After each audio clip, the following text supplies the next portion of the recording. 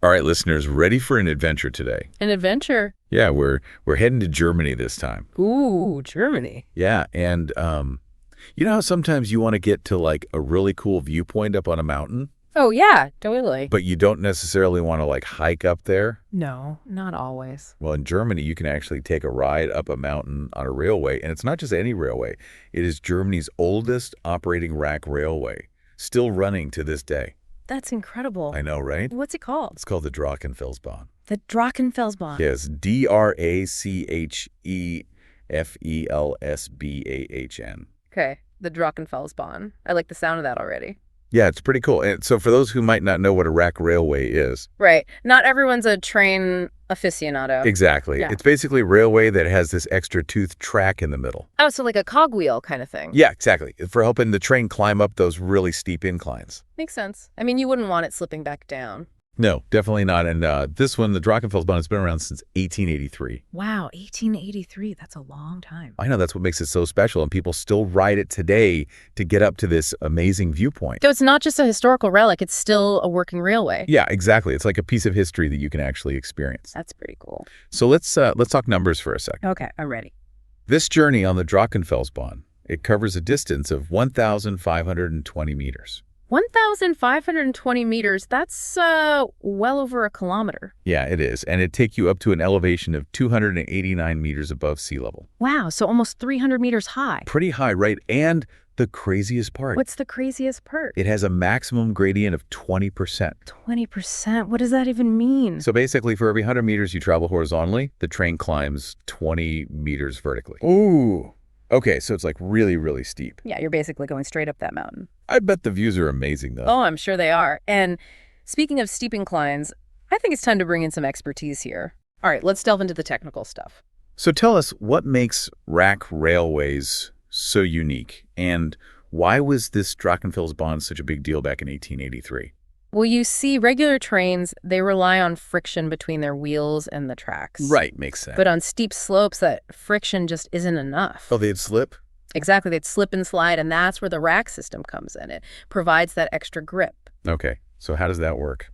So the Drachenfelsbahn, it uses this system developed by an engineer named Nicholas Riggenbach. Nicholas Riggenbach. Yeah, he was a Swiss engineer, and he came up with this brilliant system where the locomotive has a toothed wheel. A toothed wheel? Yeah, like a cogwheel.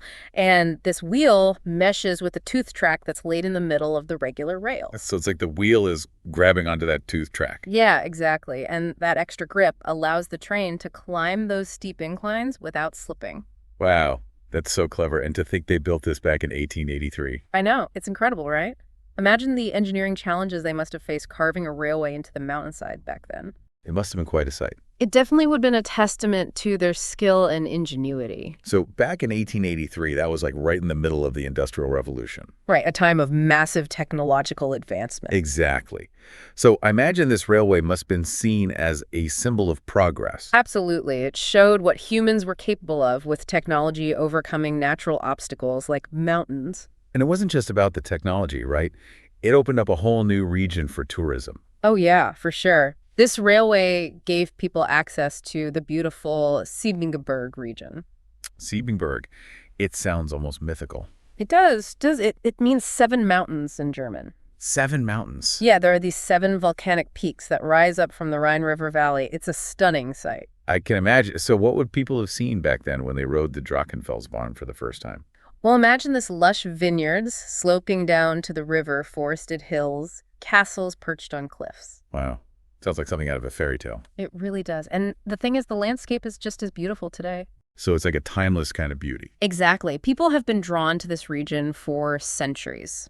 Artists, poets, they've all found inspiration in the Siebengebirge. No wonder over 40 million passengers have taken a ride on the Drachenfelsbahn. That's a lot of people wanting to see those views. And speaking of the railway, it hasn't stayed the same all this time, right? Oh, no. It's gone through some changes. Like it started with those classic steam engines. Right, the puffing and chugging kind. But then in 1953, it switched to electric traction. Yeah, that was a big step. So why the change? Was it just about being more modern? Well, there were a few reasons, I think. Like what? Well, for one thing, electric trains are much smoother and quieter than steam engines. That makes sense. And quieter is always good when you're in a beautiful, natural environment. You don't want to be disturbing the peace with all that noise and smoke. Right. No one wants a cloud of coal dust over their scenic view. Exactly. And of course, electric trains are also more environmentally friendly. Less pollution. Yeah. Much less pollution, which is always a good thing, especially in a place as pristine as the Siebengebirge. So it was a win-win situation. Yeah, I'd say so. Plus, electric traction was more cost-effective in the long run. So it made good business sense, too. Exactly. The Drachenfelsbahn needed to stay competitive with other forms of transportation, and going electric allowed them to do that. So it was a smart move all around. I think so. And you know what else is smart? Tell me. Their decision to redesign the Valley Station back in 2004. Oh, yeah, I read about that they turned it into this whole Drachenfels experience. Exactly. It's not just a station anymore. It's like a destination in itself. So what all is there? Well, they created a whole visitor center. You can dive into the history of the railway. Ooh, that sounds interesting. Yeah, you can see exhibits about the Siebengebirge's geology and ecology, learn about the local flora and fauna. Wow, so it's like a mini museum.